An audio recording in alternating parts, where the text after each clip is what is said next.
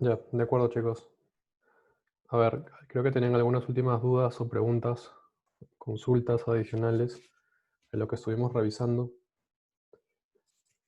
Como les dije, justamente la idea de esas sesiones de asesorías, más que repetir un poco más lo que comenta el profesor Bertolotto en clase, es buscar justamente esos puntos que de repente son de ayuda para ustedes para que puedan brindar la evaluación totalmente satisfactoria, ¿no?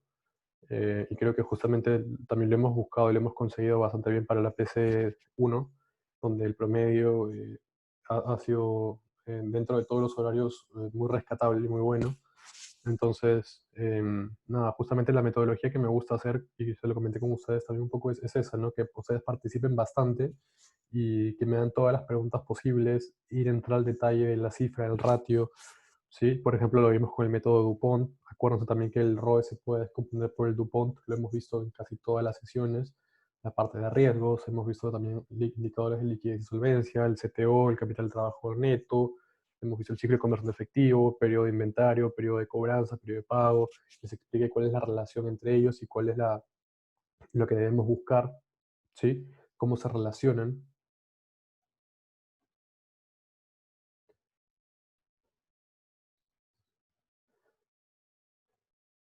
Y bueno, eso es un poco, chicos, todo lo que estamos trabajando. Como les comento, vamos a centrarnos o céntrese bastante en la parte de análisis de rentabilidad, liquidez y solvencia y la parte de riesgos.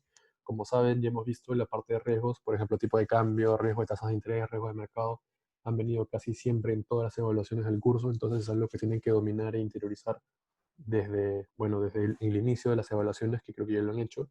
La mayoría ha respondido bastante bien esas preguntas y también, bueno, sé que se los he explicado casi durante todas las sesiones, por lo menos hemos visto unos minutos y hemos repasado esos riesgos, ¿sí?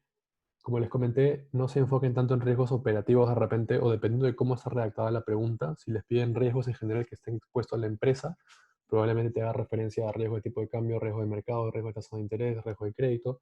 Pero si te dice, por ejemplo, riesgos en la utilidad operativa, en la utilidad neta, en el margen bruto, es un poco más el tipo de riesgos que se puede dar dentro de la operativa. Si te habla de riesgos del estado de ganancias y pérdidas, sí podrían ser un poco más riesgos operacionales de repente que estén asociados a costos, a gastos, de repente de importación, exportación, gasto de transporte, que haya de repente algún break de stock, ¿no? Que el stock de repente se caiga, no tengas insumos.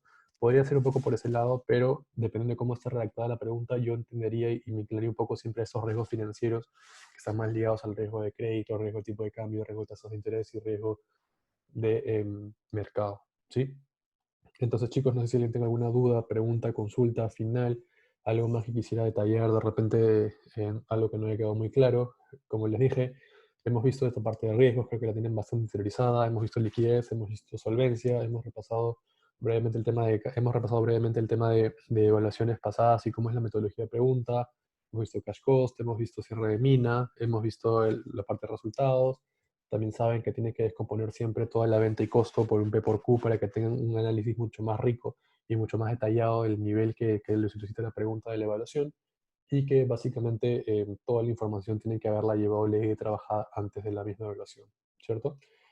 Entonces, habiendo dicho todo eso y una recapitulación un poco de todo lo que hemos tocado, no solamente el día de hoy, sino a lo largo de todo el ciclo, de lo que va el ciclo, em, quiero ver si es que hay alguna duda, consulta adicional, de repente hay un rato que no entiendan. Hemos visto también el tema de la deuda financiera, la vida promedio de la deuda financiera. Hemos visto también la deuda financiera entre EBITDA, ¿no? Para ver si es que hay esta correlación o no y ver si verdaderamente la empresa va a poder pagar y hacer frente a sus obligaciones de deuda financiera en el plazo promedio que debería ser, ¿no? Como hemos visto, si la deuda promedio es mayor a la deuda financiera entre EBITDA, ¿qué cosa quiere decir? Que yo, por ejemplo, voy a pagar mi deuda financiera en 10 años, ¿sí? Porque es la vida promedio, pero mi capacidad operativa, mi EBITDA, me permite pagarla en 5. Entonces, esos 5 años adicionales voy a estar pagando intereses, digámosle, por las puras, por así decirlo.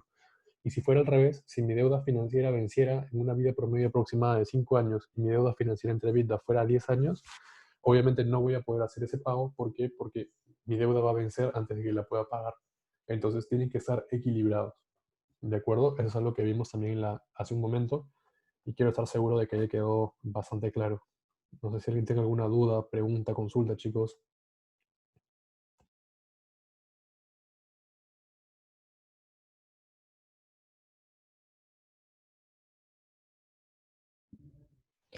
Mari, ¿podrías reforzar la parte en la que era de días que yo tenía para pagar mi deuda? Mm, El, el ciclo operativo y desde qué número eso está bien o desde dónde. Sí entendí que cuando es negativo, tú te estás financiando prácticamente todo de tus proveedores, pero no siempre va a ser así. Entonces, cuando es un punto bien aceptable y cuando es un punto no aceptable. Ya, lo que pasa es que, a ver, por ejemplo, no es tanto de que sea o no sea aceptable, sino cómo funciona la industria. ¿Por qué? Porque puede pasar que tu ciclo de conversión de efectivo sea, no sé, 60 días, pero la industria está en 70. Entonces, es de alguna forma bueno que tengas ese ciclo de conversión de efectivo. A lo que voy con todo esto es que lo que tú tienes que buscar es que tus números y ratios sean mejores que la industria. No hay un número mágico en el cual tu rentabilidad, tu ROE, tiene que ser de tanto para que sea considerado bueno. Tu ROE puede ser de 2 y puedes estar totalmente bien porque la industria puede estar en ROEs negativos. Entonces, la comparación que hagas tiene que ser siempre relativa a miembros, o se le llama peers, en este caso, que son comparables. Tienen que estar dentro de la industria y tienen que ser empresas más o menos del mismo tamaño de la tuya, para que puedan ser comparables. Por ejemplo, no puedo comparar un ROE de repente de una minera con ahorita con el ROE de una aerolínea, ¿no? Obviamente la aerolínea ha sufrido pérdidas infinitas por ese tema de la coyuntura y la minera de repente no. Entonces, un ROE va a ser de 15% y otro ROE va a ser probablemente de -5. Entonces, no hay un punto de comparación, ¿de acuerdo? El ROE no es un número mágico al cual llegar, sino tienes que verlo siempre con ojos de comparativo contra quién, en este caso contra la industria. ¿Cuánto está la industria? Si la industria está cercano a mi número, quiere decir que estoy en niveles aceptables, o de repente yo estoy muy por debajo de la industria, lo cual también es una muestra de que algo no está bien dentro de la empresa y tengo que obviamente hacer mi descomposición, puede ser por el método de DuPont, para ver por qué lado viene, si es por el apalancamiento, si es por el margen neto o si es por la rotación del activo. ¿Sí? Recuerda también que, por ejemplo, el DuPont te va a servir justamente para eso, para tener un poco más de detalle en tres frentes y también a nivel histórico.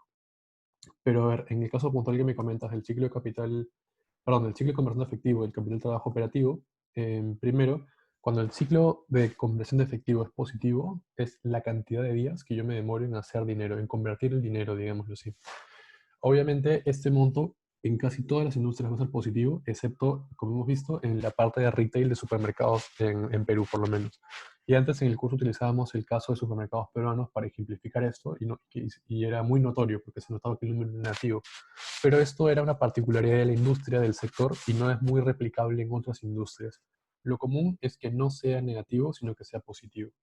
Y el positivo, lo más eficiente es que sea lo más cercano a cero posible. Ahora, si esto es bueno o malo, va a depender de cómo lo justifiques, ¿de acuerdo? Si tú, por ejemplo, en la pregunta es muy abierta y la pregunta te dicen, ¿qué opinión tienes tú respecto a la rentabilidad de la empresa? Tú podrás utilizar los supuestos que fuesen y podrás hacer, si tienes, por ejemplo, información de que la industria está mejor que tú, podrás decir eso porque de repente, no sé, tienes informes de alguna especificadora de riesgo o tienes alguna información que has descargado de una plataforma y utilizas eso para justificar que la empresa que estás analizando está peor que la industria, es totalmente válido. Y de repente otra persona puede decir que la situación actual ha mejorado año tras año y se basa en un análisis histórico, que es un poco el análisis horizontal, para decir que la empresa está mejorando. Entonces también es válido. Como siempre va a depender de todas las herramientas que tú utilices para justificar ese número. Me acuerdo, ha pasado en ocasiones previas, por ejemplo, que han habido chicos que han expuesto aristas que de repente en la pregunta se prestaba para que hagan ese desglose y lo expusieron muy bien. Entonces también se les considera parte de esa respuesta, porque como les dije, hay una respuesta sugerida, pero la idea es que ustedes también puedan justificarlo con los argumentos que consideren necesarios y válidos. ¿Sí? Y justamente el hecho de que este curso te fuerza a que trabajes la información antes de la evaluación, te permite que lleves un número de herramientas muy amplias y muy valiosas para ti para poder construir tus argumentos. ¿De acuerdo? Obviamente hay argumentos que tienen que estar sí o sí para una respuesta, pero también te dejamos eso un poco para que tú puedas explayarte y puedas incluir los que consideres necesarios. En el caso del CTO, como comentaba, al ser la suma de la cuenta por cobrar comercial, la suma de la existencia y la resta con la cuenta por pagar, básicamente si el número es positivo, quiere decir que tiene más dinero atorado, digamos, o puesto en el balance en las existencias que aún no se venden y en cuentas por cobrar que aún no consigues materializar en efectivo. ¿Por qué? Porque la cuenta por pagar viene restando. Y si tengo más monto en cuenta por pagar, va a ser el CTO cercano a cero o incluso negativo. Y obviamente, si tengo más cuentas por pagar, quiere decir que estoy dejando de pagar el cash y estoy pagando a plazo. Y como les dije, siempre me conviene alargar los pagos y acortar los cobros.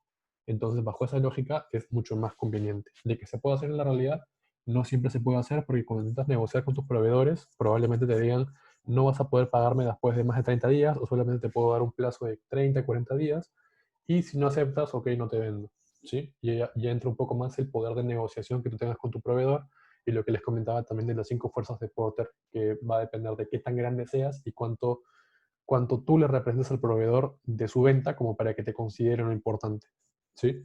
Por ejemplo, si ese proveedor genera el 100% de su venta o el 90% de su venta contigo, obviamente tú tienes un poder de negociación altísimo y puedes decidir, oye, ¿sabes qué? Te voy a pagar de acá a 6 meses. Y el proveedor no va a poder hacer casi nada porque está sujeto a que tú le compres sí o sí, porque si no, prácticamente quiebra, si tiene el 90% de su venta contigo. Entonces, eso es un poco lo que buscan estos ratios, que tú entres en esa capacidad de analizar cualitativamente el poder de negociación, digamos, y lo que viene detrás, pero puntualmente la parte cuantitativa de cuánto significa esto en dinero, cómo se refiere eso en la estrategia de la empresa y qué pasa si esto sube o baja de un año para otro. ¿Sí? Y cómo se relaciona el CTO con el ciclo de conversión efectivo, que es justamente lo que les expliqué hace un rato. No sé si te ayudó mi respuesta. Sí, ahora ya me queda más claro. Perfecto. Chicos, no sé si alguien más tenga alguna duda, consulta, pregunta adicional. María, yo tengo una consulta, pero es con respecto a la práctica. Vi que mandaste la nota, pero no sé si van a enviar el solucionario o ya lo enviaste o como que para ver en qué uno se ha equivocado. No sé, como que eso quería saber. La práctica me comentaron que el profesor la hizo en clase, que les brindó las respuestas en clase. No sé si él les pasó el solucionario, pero me comentó que ya dio las respuestas en clase. En todo caso, si es que no les ha pasado el solucionario, voy a comentarle a ver si es posible traspasárselo, o sea, pasárselos a ustedes. Pero si no, creo que lo más rápido podría ser que si no estuviste en esa clase, le pidas algún apunte a tus compañeros, porque creo que ya lo revisó en su clase de teoría. Yo le voy a hacer la consulta a ver si se los puedo pasar, pero déjame validarlo antes. Mario, ¿y nos vas a pasar nuestras prácticas con las correcciones o no sé, para saber en qué nos hemos confundido? Sí, las prácticas tienen el puntaje por cada sección, digamos, o sea, cuánto puntaje tienes respecto a cada pregunta, y eso se los voy a enviar ahora. Gracias, María. Mario, ¿nos vas a enviar lo que hoy día hemos revisado, esas prácticas o no? Déjame validarlo, creo que no habría ningún problema. ¿Las necesitan como para poder repasar? Sí, quizás sí, para ir, no sé, viendo, mapeando eso ya en Moracocha. Ya, déjame hacer la consulta, no creo que haya ningún problema, así que yo creo que sí, tranquilamente hoy día, al cierre de día, se las puedo pasar. Mario, ¿crees que pueda subir esta sesión hoy? Sí, justamente acaba de terminar, bueno, estoy grabando las sesiones, apenas termine voy a dejar cargando para que se suba directamente a la plataforma y lo ideal es que estén hoy para la noche. Probablemente un poco tarde en la noche porque demora un poco a veces la conexión, pero de hoy no debe pasar. Gracias. Perfecto. ¿Alguna duda, comentario adicional, chicos?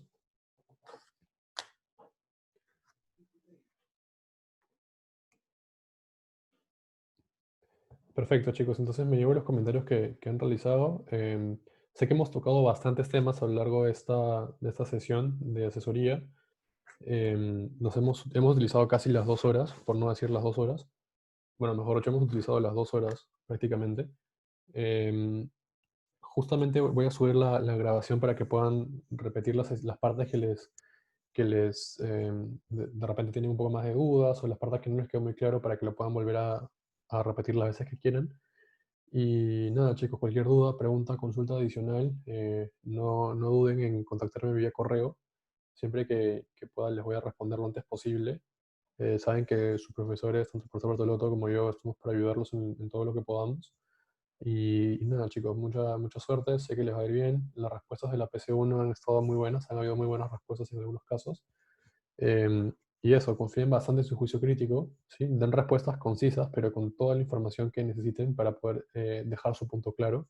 Y sepan que este curso es un poco argumentativo, o sea, se basa en que ustedes puedan exponer la respuesta con los argumentos válidos y concisos para poder, digamos, de alguna forma representar todo lo que la respuesta necesita, ¿sí? Si te piden variaciones, no solamente se trata de decir en cuánto cambió, o cuánto bajó o subió la cuenta, o cuánto bajó o subió de manera porcentual, sino por qué. Y dentro del por qué, desglosar en la nota del estado financiero, ver realmente qué fue lo que sucedió. Y como siempre, les van a poner situaciones en las cuales tendrán que ponerse en escenarios hipotéticos para ver qué pasa. Si pasa esto, ¿cómo afecta la rentabilidad?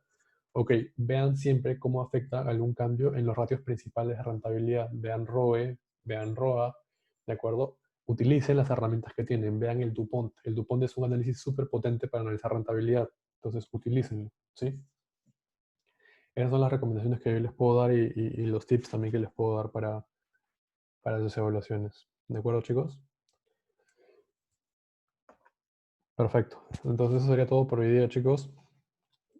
Cualquier duda o consulta, no duden en contactarme vía correo o por el foro del curso, como ustedes lo prefieran. Y eso sería todo, chicos. Sí, eso sería todo por el día de hoy. Muchas gracias, Mario. De acuerdo, chicos, que estén bien. Cuídense. Cualquier cosa me escriben por correo.